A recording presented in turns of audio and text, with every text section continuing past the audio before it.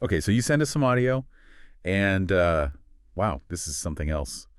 It's from this Russian influencer, calls himself Real Reporter, and he's like trying to present this image of Russia. It seems almost normal, but there's this unsettling feeling like under the surface, Yeah.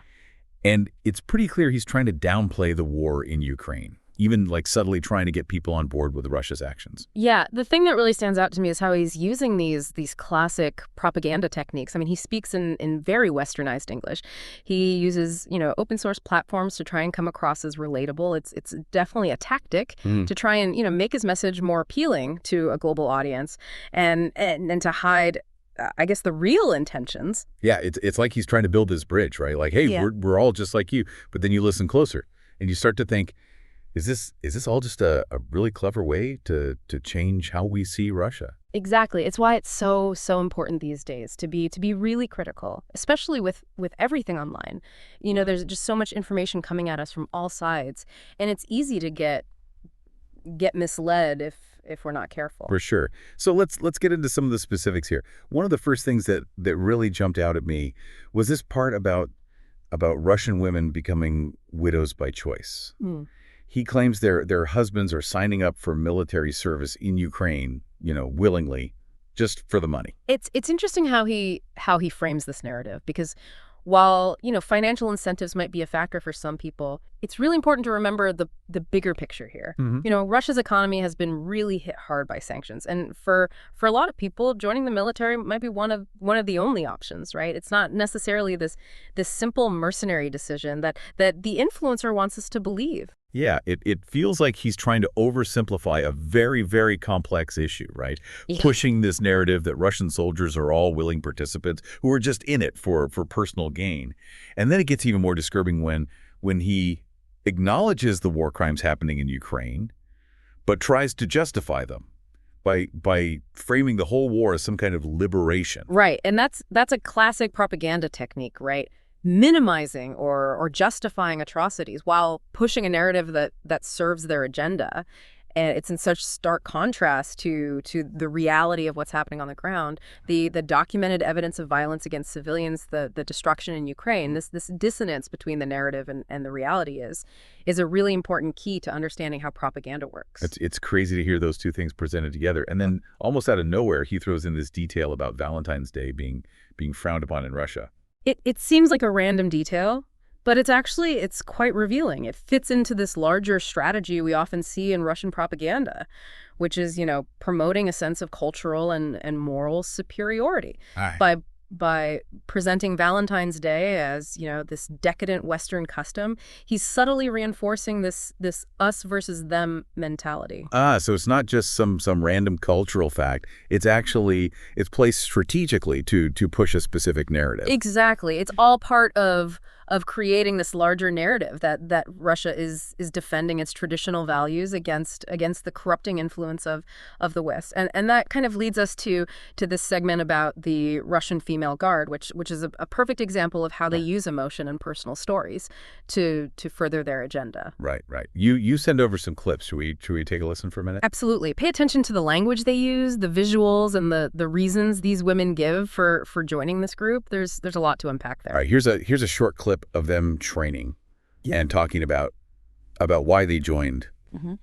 Okay, so on the surface, their motivations seem pretty relatable, right? Yeah. They talk about wanting to protect their homeland, to honor loved ones they've lost. Those are powerful emotions, and it's easy to see how people could get drawn in. Right, and that's why this type of propaganda can be so effective. It taps into these deep-seated emotions: patriotism, grief, the desire to belong, to be part of something bigger than yourself. But we have to be careful not to let those emotions cloud our judgment. Yeah. It's important to remember that these women they're operating within a system where dissent is not really tolerated. Like openly criticizing the war or the government can have really serious consequences. So while their motivations might be genuine on some level, it's also possible that fear and pressure are playing a role too. It's kind of scary to think about. Yeah. It makes you wonder how much control they actually have. Yeah. And how their stories are being used to serve this bigger propaganda machine. Do you think this tactic of using these personal stories to kind of sway public opinion is that common in Russian propaganda? Oh yeah, absolutely. It's a very, very effective way to humanize a conflict, to make people, feel emotionally invested, Yeah. and by focusing on these individual stories of hardship and sacrifice, they can kind of shift the focus away from the bigger picture, Yeah. right? The political motivations behind it all, the strategic goals, and the ethical implications of the war itself. It's like they're trying to bypass our critical Oh, thinking yeah. and just go straight for our emotions, right?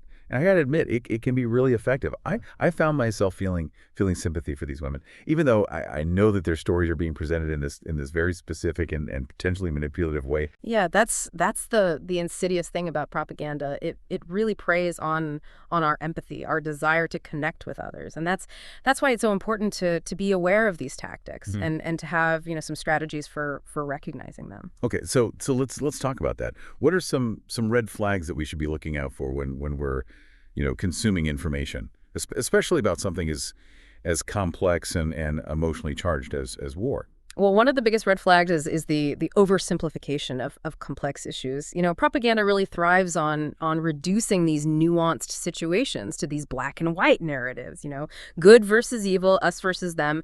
And in this case, the influencer is presenting a very, very simplistic view of the war, framing it as this righteous struggle against Western aggression, and just completely ignoring the historical context, the complexities of the whole situation. Right. He totally glosses over the fact that Russia was the aggressor here, right? Yeah.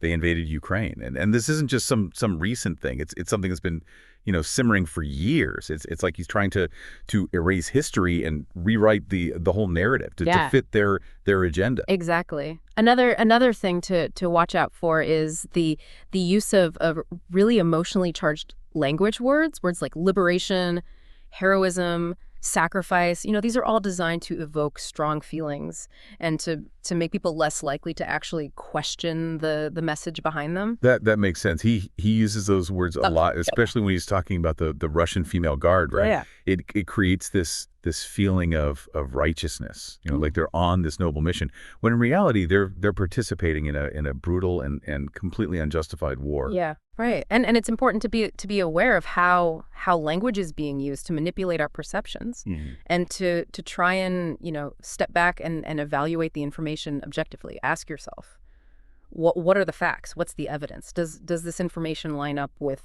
what I know from other sources? So it's about being a critical consumer of information, Yeah. right? Not just passively taking in whatever is being presented to us. Yeah. It feels like a lot of responsibility, especially when we're constantly being bombarded with information from all sides. It's definitely a challenge, Yeah. but it's an essential skill in today's world, and it's not just about recognizing propaganda from foreign governments. These same tactics are used in all sorts of contexts, from political campaigns to advertising to social media. That's true. Yeah, I've definitely noticed how these tactics are being used to manipulate public opinion on a whole range of issues. Yeah. But going back to the Russian female guard video, you mentioned there were some specific details we should pay attention to. What did you mean by that? I think it's worth taking a closer look at the scene where they're attending this glamorous charity ball. It seems really out of place next to the images of them, training with weapons and talking about the horrors of war. Right. I remember that it felt like they were trying to portray them as both, tough warriors and elegant socialites. What do you make of that? It was definitely strange, right? Like one minute they're talking about combat tactics, and the next they're sipping champagne in these fancy gowns. Exactly. And that's a deliberate tactic, to project this sense of normalcy, even desirability, I guess, around the whole war effort. It's about creating this image of Russia as this sophisticated, cultured society, despite the brutal reality of the war they're waging in Ukraine. So they're trying to kind of soften their image, Right. make it seem like the war isn't really impacting their lives in a meaningful way. Right. They want to present this picture of strength, and resilience to downplay the economic and social costs of the war. The message is, look, everything's fine here. We're not suffering. We're thriving. That's a really powerful message. Yeah. Especially when you think about it being targeted at Western audiences who might be, questioning the impact of sanctions or the long-term implications of the war. It's almost like they're saying, look, everything's normal here. We're not being affected. We're doing great. Exactly. It's a way to undermine support for Ukraine and to create this sense of apathy or even admiration for Russia's ability to withstand the pressure. Yeah. It's also worth noting the timing of this charity ball scene. It comes right after a segment where the women are talking about their personal losses, the sacrifices they've made. It's a calculated emotional shift designed to make the viewer feel sympathy and to create this sense of connection. Right. I hadn't thought about it that way, Yeah. but it makes total sense. They're using these emotional highs and lows to kind of manipulate our perceptions, to make us forget about the bigger picture. Yeah. The fact that these women are ultimately fighting for a cause that's based on lies and aggression. It's a masterclass in emotional manipulation, and it's something we really need to be constantly aware of. We can't let our empathy blind us to the reality of what's happening. So how do we do that? How do we maintain our empathy, but also be critical of the information we're taking in? It's a balancing act, for sure. We can acknowledge the personal sacrifices, the hardships these women are going through, without condoning the actions of the Russian government. We can recognize the humanity of the individuals while still condemning the brutality of the war itself. That makes sense. It's about separating the people from the ideology, recognizing that individuals can be both victims and perpetrators of propaganda. Exactly. And it's about constantly questioning the information that we're consuming, looking for inconsistencies and seeking out multiple perspectives. It's so easy to get caught up in the emotional appeals, right? The personal stories, the way these videos are so carefully produced. But this conversation has really reminded me of the importance of stepping back, taking a breath, and really engaging our critical thinking skills. Absolutely. We have to be vigilant, Yeah. especially in today's world where propaganda is so pervasive and so sophisticated.